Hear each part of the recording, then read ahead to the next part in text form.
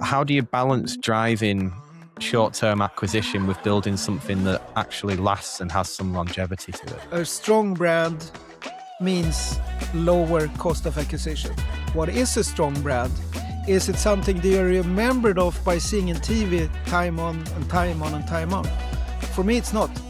You can recognize it, but if the product doesn't work, so it's a combination.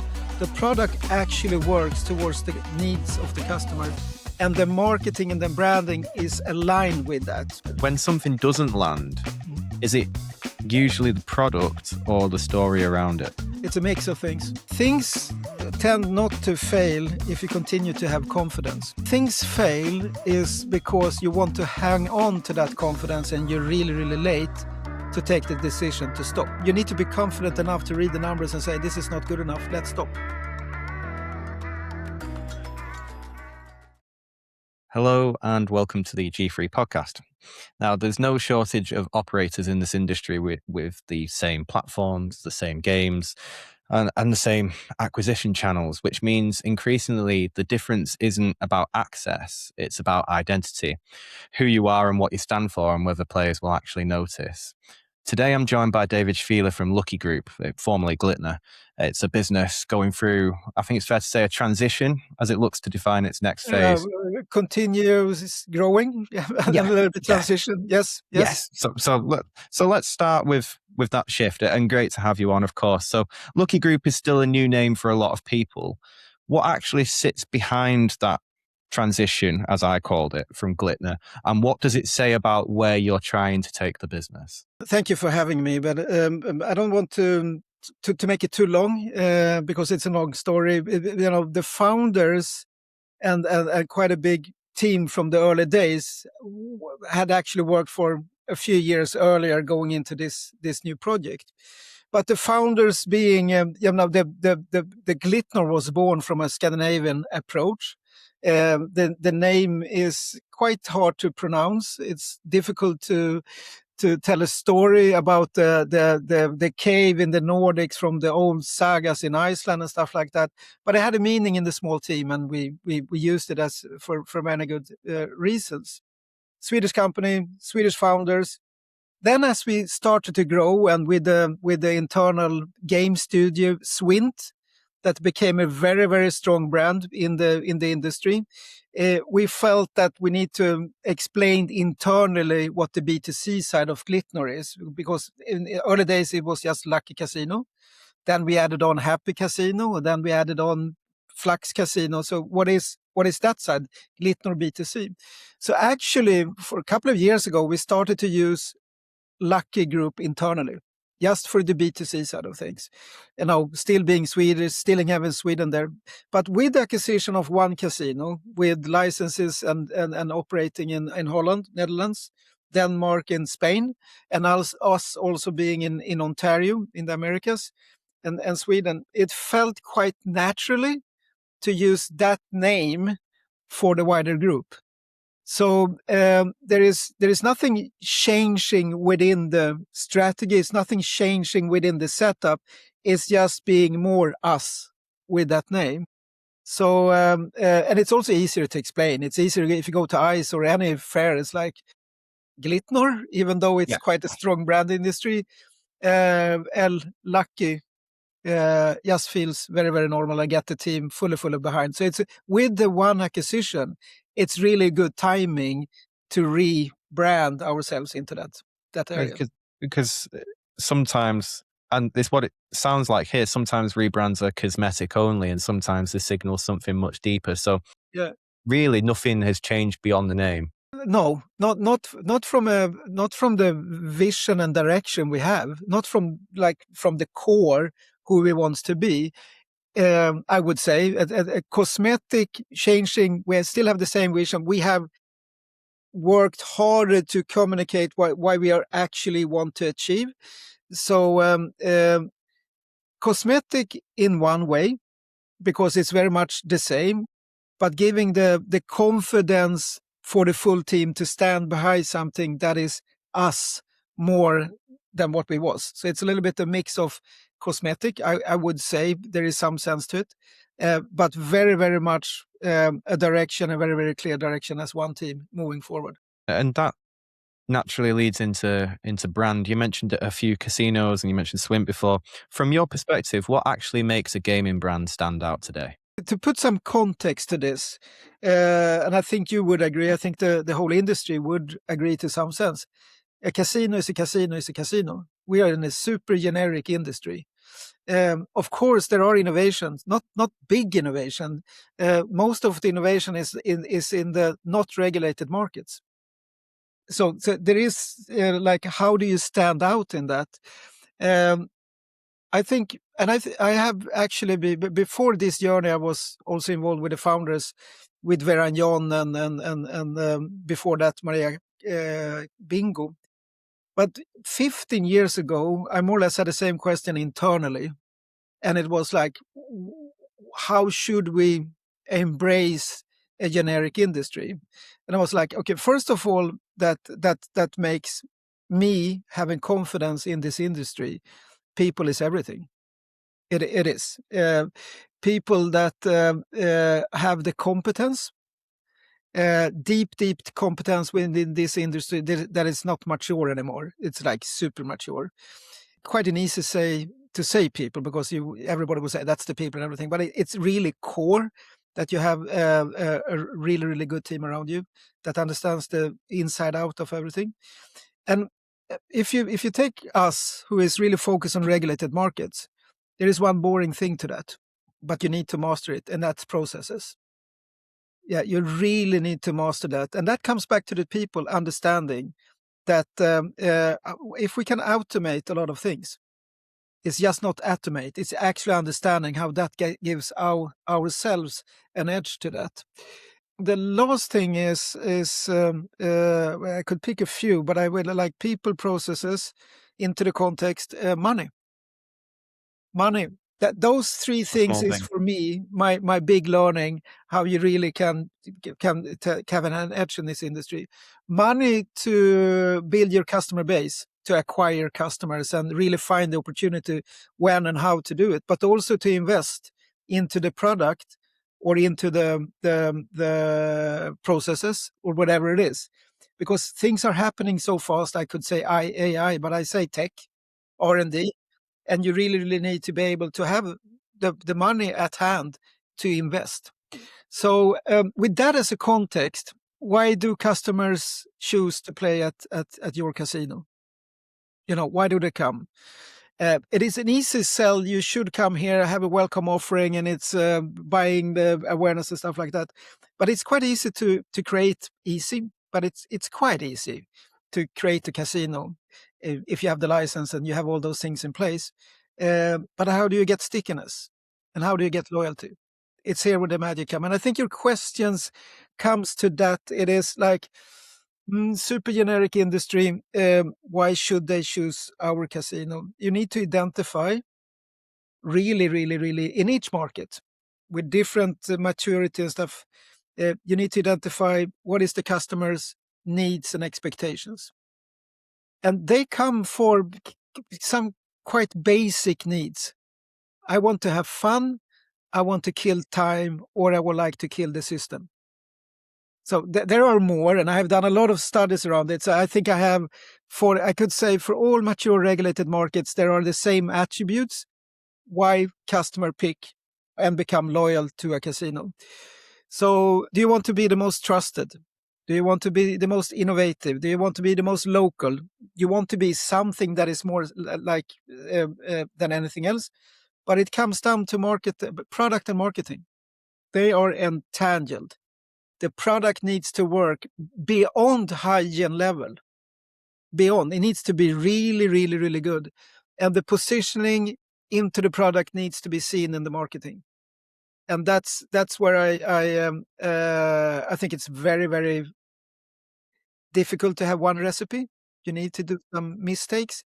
We have done a few big ones.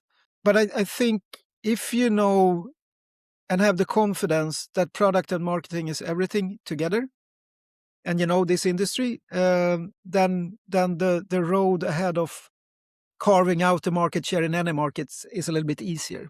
To encapsulate what you've just said, it's almost like the difference between a brand that is remembered and one they just scroll past. You can't just pick one single thing, one single quality. It's a bundle of them. So there's always this in marketing. It feels like there's always this tension between performance and brand. How do you balance driving short-term acquisition with building something that actually lasts and has some longevity to it? But my background before I jumped onto this industry is actually branding and marketing, as a consultant. That is been on my uh, my my mantra has always been a strong brand means lower cost of acquisition. What is a strong brand? Is it something that you're remembered of by seeing in TV time on and time on and time on? For me, it's not. It's you can recognize it, but if the product doesn't work, so it's a combination. The product actually works towards the needs of the customer, and the marketing and the branding is aligned with that. And you don't fool yourself how difficult that is. When it comes to when to start to fuel the brand awareness compared to do the digital performance marketing, that it depends on the industry and how much money you have, actually how good the product is, because you can start to spend and then get the customer in and you start to make the product better. My theory and our theory is always to uh, build the product, make it proven itself that it has its stickiness. You will start to fill a database, and then cheaper when it's filled up. But then you need to find the right time when and how, and very much how, to create a brand awareness. I have, we have a few brands in Sweden, and it's always been Leo Vegas is the most recognized brand in the Swedish market. 90 or 85% ranks on that level. How much money would we earn if we came up to that? And we are like on X. How much money do we need to invest to get up there? And then we see the actual earnings we are doing and the volumes. And I say, you don't need to be up there. But if you continue to knock your way up there, you will lower the acquisition cost. And that is quite an simplified answer to it. But I think the really, really good product guys and marketeers out there, they know this. They know that. Because performance is measurable, but brand is harder to justify, Yes. particularly in the short term. So Yes. to go into the product side, when you launch something new, what actually determines whether it works? The KPIs would, but I think what actually determines it is customers, if they stick. And you see that really, really fast. You might not see it over, depend what the launch strategy is, and there is so many ways to go into it, but you will have historical data if you have that luxury to really read. We have this brand, now we're going to put this brand in the same market but with this position. What is the lifetime value, what is the CPAs? Well, all those things are there.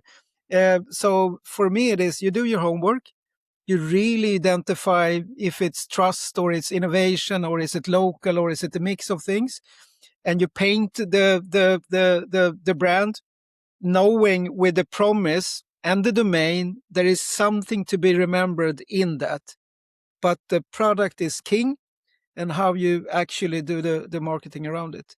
The customers tend to kill everything that doesn't work really, really, really, really good. And we have, like, if I take Sweden as an example, we are in Ontario, we're in Finland, we're in Holland, Denmark, Spain. Different type of maturity, pay and play in Scandinavia, not in Spain. But if things, as I just want to come here and have some fun, it take me 10 seconds instead of 5 seconds to get going, you're dead. If I want to withdraw money because I won a little bit more than I thought I could, and it takes a day to get it back.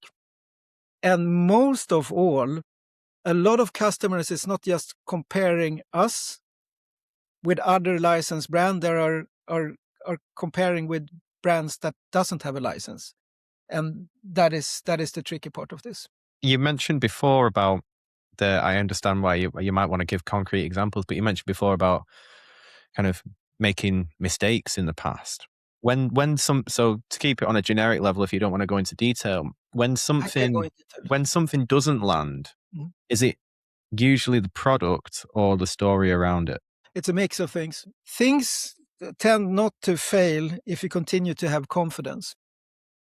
When things fail is because you want to hang on to that confidence and you're really, really late to take the decision to stop. So one learning we had in early days, because the team we were together with Veranjon, we made Veranjon really, really big in Japan, huge. And then when we started, this is 9 years ago, we can do it again. We didn't.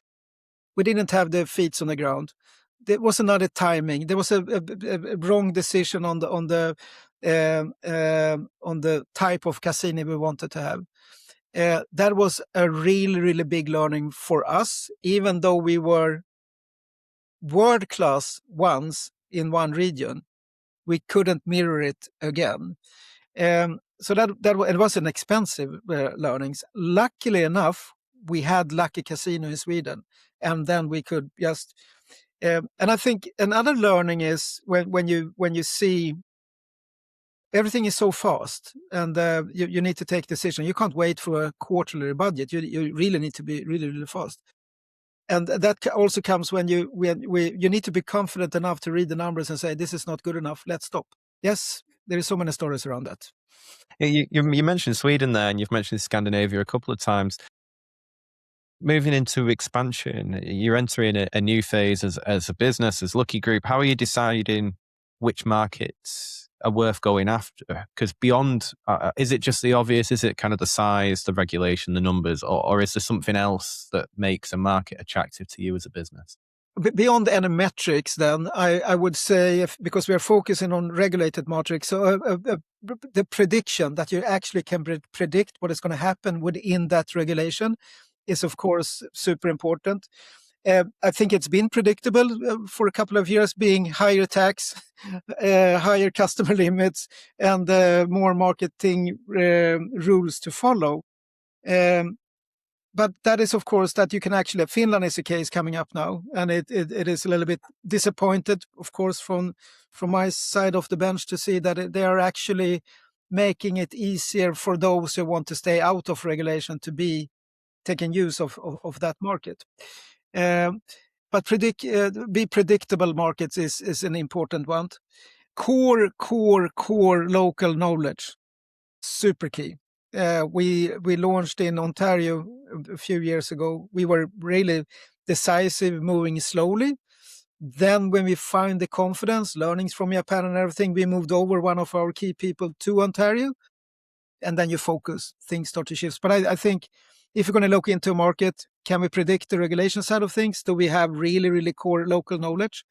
And is the cost of operations doable, even though, because if it is based on automation, based on everything, low value markets could be still in play. So those are they looking good? I think that any market is open for us. And to say we are in Sweden, we are in Finland waiting for the regulation. We are in Denmark, we're in Holland, which is difficult, of course, with how the regulation, the channelization looks like there. We are in Spain with 2 brands. We are in Ontario. So it is like, do we have those 3 things together? Then any market can be. So when it comes to regulated markets specifically, it's that predictability of the market. It's that kind of, you can never absolutely predict the future, but is that a mistake that you've seen throughout your career of operators? What kind of I could have made one of my biggest mistake. A few years ago, I was pitching towards the board and the founders. I really would like to go into UK, because it was one of the biggest. It still is one of the biggest regulated markets. And I said, just give us a little bit and let's automate and blah blah blah. But with the more learnings and more info, and even though it might have been predictable that they should go on like they do, I couldn't see them going this far. A few years, 5 years ago. So that was a learning that we as a team really look into. Will it be like UK? Will it be like Holland, Netherlands? Because it's crazy. And that is a subject by itself. It very much is. So let's, as we kind of come to the close, let's zoom out slightly, and look at brand, performance, markets, just in a pile together. The industry is changing. You touched on the UK there, so not always in obvious ways, as you mentioned before in Denmark. What shifts do you think people are underestimating right now across the spectrum of where you operate and your area of expertise? I think I don't underestimate it, but I think there is something into it. I mean, the customers will decide how it will look like. I don't. Sometimes I feel like Don Quixote telling regulators, especially in Sweden, we want to protect the customers, but we actually don't. We want to make a safe environment. We actually don't. You want to earn money from the industry. You're actually not doing that.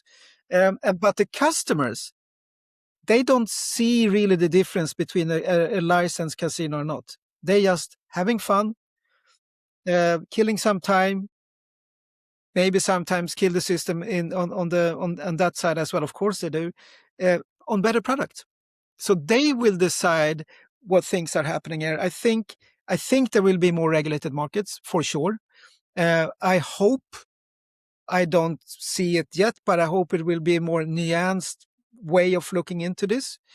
And I based on those two things, between the regulated, not regulated, still an industry that is growing, I think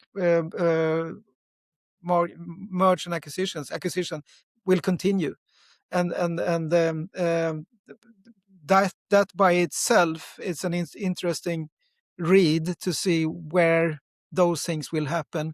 Not only on the big ones coming in, but it will be some midfield play, I would say. So with that being said, if you were to launch a gaming brand today from scratch, what would you do differently? How would you approach that challenge? Those who know me would know how how I would state that in another way. But I will not start anything without the right people. It comes back to your first question. I think it's so super generic. So you just need to have the right team behind you. And might be a little bit kitschy, but I really, really believe we have a strong team here at LCKY Group. And the confidence I have in that, I also think we will continue to be able to recruit even better people than us. Because I think that is, it's like an example I have from my group CEO, Richard, is like when you move in the ranks and you go from the lower divisions up and you're knocking the door to Premier League, you really need to have good people with you that are better than you. And so the answer to that question, I would not start anything with the right people. I think we believe we have it. And to your question, it reminds me, we have actually launched a new casino last year, and I'm going to launch another casino in another market this year. So compare what we did and today, maybe if I had all the money in the world and I could own everything, maybe, but I don't think that is your question. Advice to anyone, if you have the right team around you with a deep understanding how this industry works, that's where you start. That's fantastic, David. David, I really appreciate the insight. Good. Thank you so much for having me.